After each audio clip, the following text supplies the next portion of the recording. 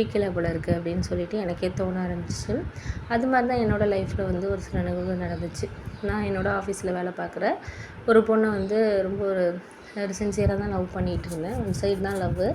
அவங்களும் என்கிட்ட நல்லா பேசுவாங்க. ஒரு ஃப்ரெண்ட்லியாக வந்து எதாக இருந்தாலும் ஷேர் பண்ணுறது எல்லாமே இது பண்ணிகிட்டு இருந்தாங்க. நான் நினச்சிக்கிட்டு இருந்தேன், சரி நம்மள அவங்க வந்து லவ் பண்ணுறாங்க போல இருக்குது, அதனால தான் நம்மக்கிட்ட இந்த அளவுக்கு ஒரு நல்லா பேசுகிறாங்க அப்படிங்கிற மாதிரி தான் நான் நினச்சிட்டு இருந்தேன். ஆனால் என் ஃப்ரெண்டு மட்டும் சொல்லுவான், அவங்க வந்து எதார்த்தமாக தான் பேசுகிற மாதிரி தெரியுது, நீ தேவையில்லாமல் மனசுக்குள்ளே ஏதோ விஷயத்த இது பண்ணிக்காதடா, இப்போ உள்ள பொண்ணுங்களாம் அதெல்லாம் வந்து கிடையாது, அவங்களுக்குன்னு பர்சனல் இதெல்லாம் இருக்கும், நீ தேவையில்லாமல் எதுவும் இது பண்ணிக்காதடா அப்படின்னு சொல்லிட்டு என் ஃப்ரெண்டு மட்டும் டீமில் உள்ளவங்க பையன் மட்டும் சொல்லிகிட்டே இருப்பான். ஆனால் நான் அதெல்லாம் வந்து கேட்டதாகவே இல்லை. அந்த மாதிரி தான் வந்து நான் நடந்துக்கிட்டு இருந்தேன் அப்படின்னு சொல்லலாம். அந்த மாதிரி ஒரு விஷயத்த வந்து இது பண்ணுறப்ப தான் எனக்கு புரிய ஆரம்பிச்சிச்சு. நம்மளும் அவன் சொல்கிறதும் ஒரு ஸ்டேஜில் வந்து அவன் சொல்கிறதும் கரெக்டுங்கிற மாதிரி தான் எனக்கு புரிய ஆரம்பிச்சு. ஏன்னா வந்து என்கிட்ட பேசுகிற மாதிரி தான் மற்ற டீமில் உள்ளவங்கள்ட்டையும் அவங்க பேசினாங்க. சரி ஓகே, அவன் சொல்கிறது தான் கரெக்டு அப்படிங்கிற மாதிரி தான் நானும் கொஞ்சம் கொஞ்சமாக புரிய ஆரம்பித்தேன். சரி நம்ம வந்து அவங்கக்கிட்ட நம்ம லவ்வை சொல்லிடலாம் அப்படிங்கிற ஒரு முடிவு எடுக்க ஆரம்பித்தோன்னா வந்து என்ன ஆச்சுன்னு பார்த்தீங்கன்னா, அந்த முடிவு வந்து நம்மளுக்கு சரியாக இருக்குமா இருக்காதா அப்படிங்கிற மாதிரி எனக்கு சில விஷயங்கள் புரிய ஆரம்பிச்சிச்சு. அப்போ தான் நான் யோசித்தேன், சரி நம்மளுக்கு பிடிச்ச விஷயத்த நம்ம வந்து கண்டிப்பாக செஞ்சே ஆகணும், நம்மளுக்கு எது பிடிக்குதோ அதை நம்ம வந்து வாழ்க்கையில் நம்ம கொண்டுட்டு போகிறது தான் நமக்கு நல்லது அப்படிங்கிற மாதிரி நான் யோசித்தேன். அதுக்காக சரி சொல்லிடுவோம், நல்லதோ இதோ அவங்களுக்கு பிடிச்சிருக்கா ஓகே அப்படிங்கிற மாதிரி நம்ம சொல்லிடுவோம். அவங்களுக்கு வேணும்னு சொன்னாங்கன்னா ஓகே, வேண்டான்னு சொன்னாங்கன்னா நம்ம பார்த்துக்கலாம் அப்படிங்கிற மாதிரி நான் ஒரு முடிவுக்கு வர ஆரம்பிச்சிட்டேன். சரி ஓகே அப்படின்னு சொல்லிட்டு நான் வந்து மறுநாள் வந்து அவங்கக்கிட்ட இது மாதிரி உங்கள்கிட்ட கொஞ்சம் பேசணும் அப்படின்னு சொல்லிட்டு பேசணுன்னா, சொல்லுங்கள் என்ன விஷயம், ஏதாச்சும் ஒர்க்கை பற்றியா இல்லை பர்சனலாவா அப்படின்னு கேட்டாங்க. இல்லை பர்சனலாக தான் பேசணுன்னு. சரி ஓகே, ஈவினிங் வந்து ஆஃபீஸ் முடிஞ்சோடனே நான் வெயிட் பண்ணுறேன் கேன்டீனில், நீங்கள் வாங்க, எனக்கு தான் முன்னாடியே வந்து ப்ராஜெக்ட்லாம் முடிஞ்சிடுச்சுல, அதனால நான் 4 o'clock வந்துடுவேன், நான் இங்கே தான் ஃப்ரெண்ட்ஸோடு இருப்பேன், நீங்கள் வாங்க பேசலாம் அப்படின்னு சொல்லிட்டு சொன்னாங்க. சரி ஓகே அப்படின்னு சொல்லிட்டு நானும் வந்து ரொம்ப சந்தோஷமாக வந்து சரி சொல்லலாம். எனக்கு ஆனால் ஒரு தயக்கமும் இருந்துச்சு, சொல்லி இவங்க ஏற்றுக்குறாங்களோ ஏற்றுக்கலையோ, வேண்டான்னு சொல்லிட்டாங்கன்னா என்ன பண்ணுறது, அந்த மாதிரி ஒரு சில விஷயங்கள் வந்து மனசுக்குள்ளே நிறைய விஷயங்கள் போயிட்டே இருந்துச்சு. ஆனால் வந்து அதுக்கப்புறம் சரி ஓகே, எது நடந்தாலும் நடக்கட்டும், பார்த்துக்கலாம், நம்ம எது இருந்தாலும் நம்ம வந்து சமாளித்து தான் ஆகணும் அப்படிங்கிற மாதிரி ஒரு முடிவுக்கு வந்துட்டேன்.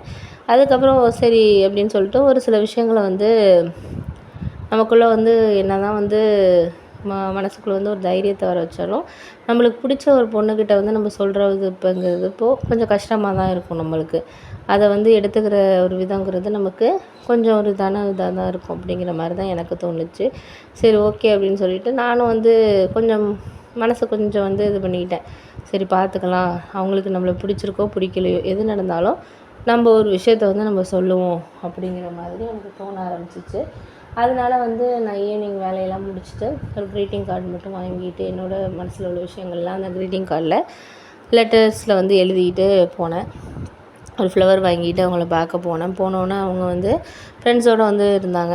சரி நான் அவங்கள்ட்ட தனியாக பேசணும் அப்படின்னு சொன்னோன்னே சரி ஓகே அப்படின்னு சொல்லிட்டு பக்கத்தில் ஒரு டேபிளில் போய்ட்டு உட்காந்து பேசினோம். என்ன விஷயம் ராஜ், என்ன விஷயம் அப்படின்னு சொல்லிட்டு அவங்க சகஜமாக தான் ஒரு இதில் தான் நினச்சிருந்தாங்க. ஆனால் நான் போனோன்னே அவங்களுக்கு ரொம்ப ஒரு மாதிரி சந்தோஷமாக இருந்துச்சு. அக்காவுக்கு சொல்லவே வார்த்தை இல்லை, அந்தளவுக்கு ரொம்ப சந்தோஷம். மாமாவும் ஹாப்பியாக தான் இருந்தார். ஏன் அப்படின்னா, நான் போன தடவை அவங்க தங்கச்சி மேரேஜுக்கு அன்றைக்கே வந்துட்டு நைட்டே கிளம்பிட்டேங்கிறதுனால அவர் கொஞ்சம் கோவமாக தான் இருந்தார். எப்போ பார்த்தாலும் வேலை வேலைன்னு இருக்காத, கொஞ்சம் ரிலாக்ஸாகவும் இது பண்ணிக்கோ அப்படிங்கிற மாதிரி அவர் எப்போதுமே என்கிட்ட சொல்லிக்கிட்டு இருப்பார். ஏன்னா அவருமே வந்து ஒரு 20 வருஷமாக ஒரு கம்பெனியில் வந்து வேலை பார்த்துக்கிட்டு இருக்காரு. ஒரே கம்பெனிலே 20 வருஷமாக இருக்கிறதுனால அவர் சொல்லுவார், நம்ம என்ன தான் வந்து வேலை பார்த்தாலும் அதுக்கான சேலரிங்கிறது இருக்கும், ஆனால் நமக்குன்னு ஒரு டைம்ங்கிறது நம்ம வந்து ஸ்பெண்ட் பண்ணணும் ஃபேமிலியோட அப்படின்னு சொல்லிட்டு எனக்கு அடிக்கடி ஊருக்கு வரப்பையும் சரி ஃபோன் பண்ணுறப்பையும் ஒரு மாதிரி அட்வைஸ் பண்ணிக்கிட்டே தான் இருப்பார். ஆனால் வந்து நான் வந்து என்ன நினச்சேன்னா, சரி நம்ம ஆஃபீஸில் வந்து வேலை பார்க்குறது, நம்ம கூட இருக்கிறவங்க ஆஃபீஸில் வேலை பார்க்குறவங்க தான் நம்மளுக்கு முக்கியம் அப்படிங்கிற மாதிரி நான் நிறைய ஃபேமிலி ஃபங்க்ஷன்லாம் அட்டன் பண்ணாமல் கூட அம்மாவையும் அப்பாவையும் அனுப்பி விட்டுட்டுலாம் நான் இருந்திருக்கேன்.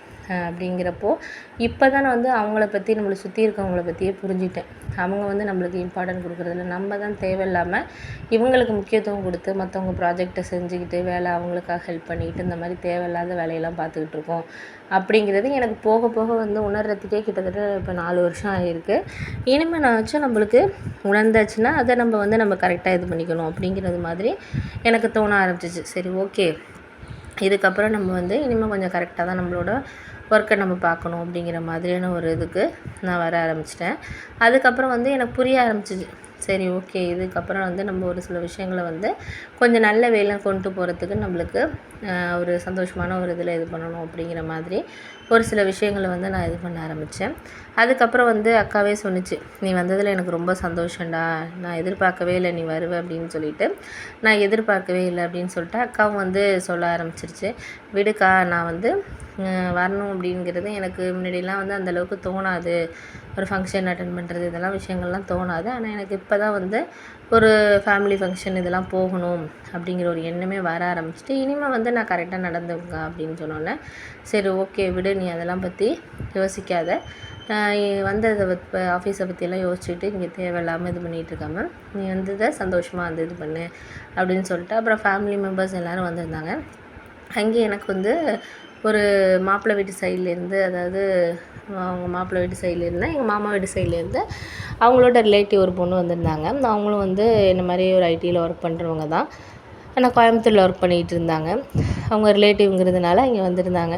அப்போ பேசிகிட்டு இருந்தப்போ எனக்கு அவங்கள ரொம்ப பிடிச்சிருந்துச்சின்னு அப்படின்னு தான் சொல்லணும். பிடிச்சிருக்குன்னா அவர் பேசுகிறது, அவங்க அழகாகவும் இருந்தாங்க. ஒரு பார்க்குற அப்பியரன்ஸ் வந்து ரொம்ப நல்லா ஒரு தன்மையாக பேசுகிறதா இருக்கட்டும், அதுக்கப்புறம் கேரிங்காக இது பண்ணுறது, இந்த மாதிரி விஷயங்கள்லாம் நிறையா இது பண்ணிகிட்டு இருந்தாங்க. எனக்கு அது ரொம்ப பிடிச்சிருந்துச்சு. வீட்டில் வேலை பார்க்குறதா இருக்கட்டும், நம்ம என்ன தான் படிச்சிருந்து ஒரு நல்ல ஒரு சேலரி வாங்கி இதாக இருந்தாலும் நம்ம ஃபேமிலின்னு வரப்போ எல்லாத்தையும் எடுத்து செய்கிறதுக்கு ஒரு இது பண்ணாமல் இருக்கிற ஒரு ஒரு பொண்ணாக வந்து எனக்கு தெரிஞ்சாங்க. என்கிட்டயும் நல்லா பேசினாங்க.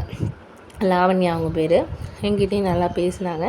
எனக்கு ரொம்ப பிடிச்சிருந்துச்சு அவங்க பேசின விதம். இதெல்லாம் வந்து எனக்கு வந்து ஒரு மாதிரி அவங்க மேலே வந்து ஒரு இன்ட்ரெஸ்ட் வர வச்சிச்சு அப்படின்னு தான் சொன்னேன். ஏன்னா நம்ம எவ்வளோ ஆஃபீஸில் வந்து நிறைய கூட வேலை பார்க்குறவங்களா இருக்கலாம், காலேஜ் படித்தது எல்லாமே வந்து நம்ம பண்ணப்போ இப்போ நிறைய பெண்களோட பேசியிருக்கோம். இருந்தாலும் வந்து அந்தளவுக்கு ஒரு ஃபீலுங்கிறது எல்லார் மேலேயும் நம்மளுக்கு வந்தது கிடையாது. ஆனால் அவங்கள பார்த்தோன்னே எனக்கு அந்த ஒரு ஃபஸ்ட்டு மீட்லேயே ஒரு மாதிரி ஃபீல் வர ஆரம்பிச்சிருச்சு.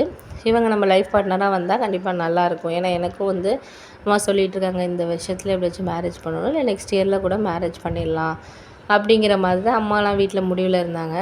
ஆனால் நான் வந்து என்ன இது பண்ணேன்னா, இப்போதைக்கு நம்மளுக்கு ஒரு மேரேஜுங்கிற ஒரு விஷயம் வேண்டாம் அப்படிங்கிற மாதிரி